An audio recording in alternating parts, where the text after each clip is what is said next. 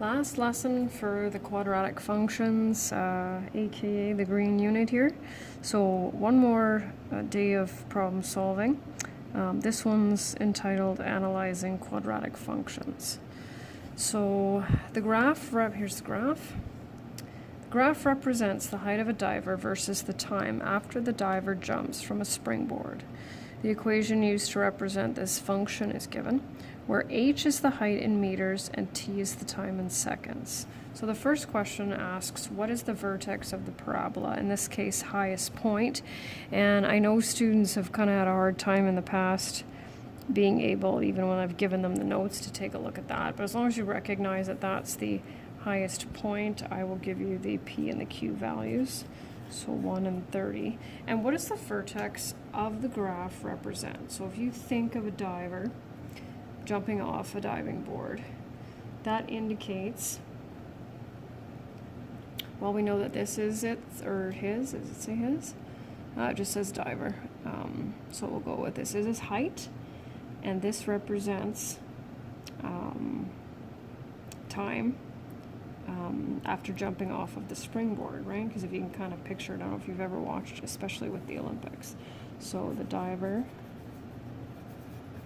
is 30 meters high, 1 second after jumping off the springboard. I'm going to switch pencils because that one's driving me crazy. Oh, I guess you can't really see that too well. The diver is 30 meters high, 1 second after jumping off of the springboard.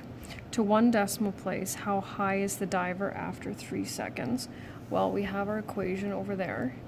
And so 3 seconds will be a t value, of course, t standing for time.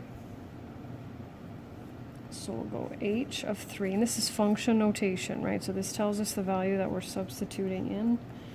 3 squared plus 10 times 3 plus 25. I'm just going to zoom out a little bit. There, hopefully that works better.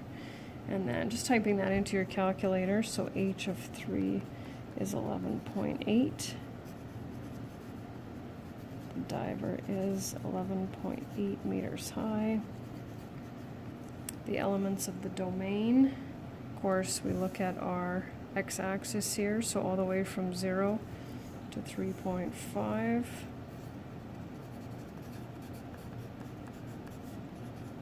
X being an element of reals. And the range, we know that the highest point that he reaches when he dives is 30. So anywhere from 0 to 30, and we'll just tuck that in. All done.